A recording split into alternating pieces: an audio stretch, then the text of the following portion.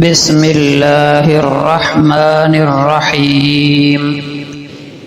ایک دن آپ کو احساس ہوگا کہ آپ اپنے معاملات میں ضرورت سے زیادہ پریشان ہو رہے ہوتے ہیں، جبکہ اللہ تعالی نے آپ کے لیے ہر چیز کا آپ کی خواہش سے بہتر انتظام کر رکھا ہوتا ہے۔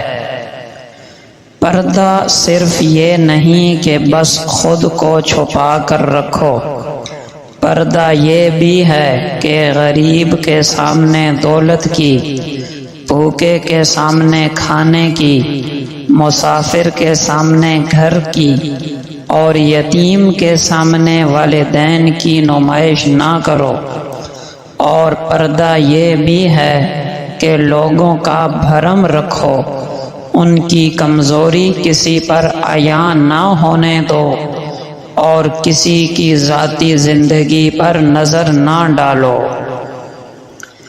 اگر آپ کو علم ہو جائے کہ لوگ آپ کی موت کے بعد کتنی جلدی آپ کو بھول جائیں گے، تو آپ لوگوں کو متاثر اور راضی کرنے کی فکر چھوڑ کر اللہ کو راضی کرنے کی فکر میں لگ جائیں۔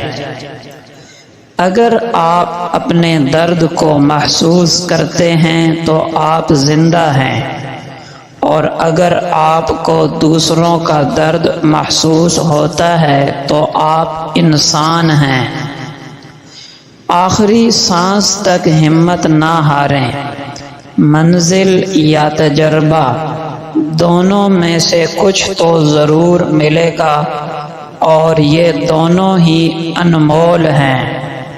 بیٹے ہمیشہ باپ کی زمین بانٹتے ہیں، اور بیٹیاں ہمیشہ باپ کا دکھ بانٹتی ہیں۔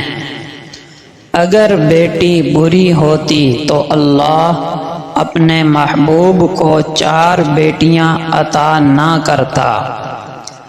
ایک شخص کہنے لگا، بیٹیوں کے اتنے مسئلے ہوتے ہیں، اچھا ہوا میری بیٹی نہیں ہے۔ جواب دیا گیا، اللہ بھی بیٹی اسی کو دیتا ہے جس کی اسے پالنے کی اوقات ہوتی ہے۔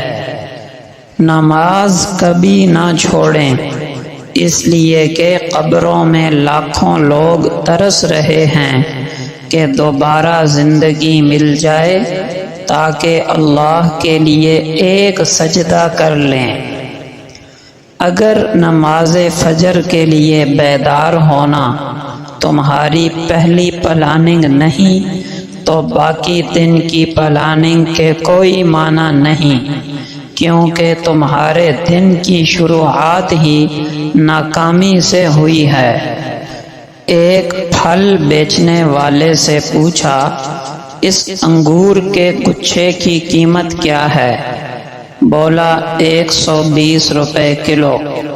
پاس ہی کچھ الگ مختلف ٹوٹے ہوئے انگوروں کے دانے بھی پڑے تھے، ان کا بھاؤ پوچھا تو وہ کہنے لگا 45 روپے کلو۔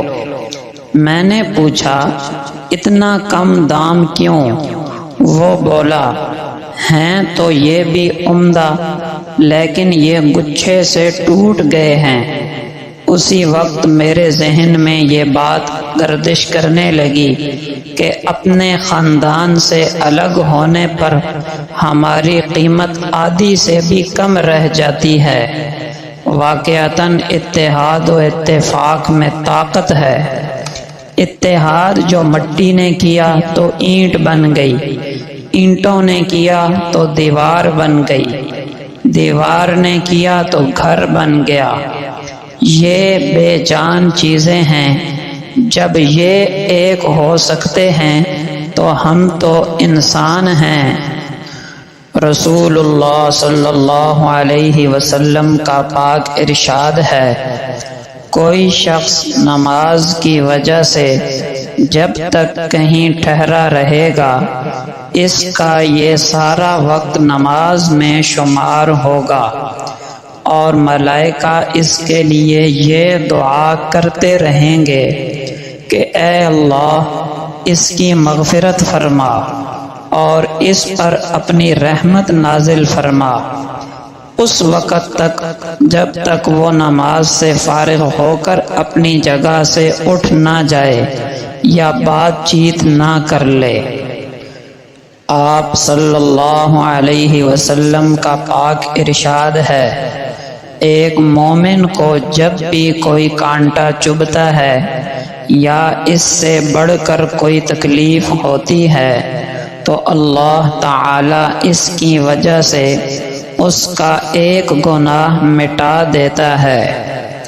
آپ صلی اللہ علیہ وسلم کا پاک ارشاد ہے، 3 آدمیوں سے اللہ تعالی قیامت والے دن نہ تو نرم لہجے میں کلام کریں گے، نہ ان کی طرف نظر رحمت سے دیکھیں گے اور نہ ہی ان کو گناہوں سے پاک کریں گے، اور ان کے لیے دردناک عذاب ہوگا۔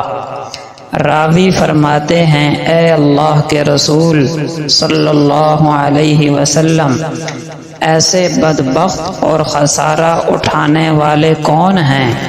اللہ کے رسول صلی اللہ علیہ وسلم نے اس بات کو 3 بار دہرایا، پھر فرمایا، اپنا کپڑا ٹخنوں سے نیچے لٹکانے والا، جھوٹی قسم اٹھا کر سامان بیچنے والا اور احسان جتلانے والا۔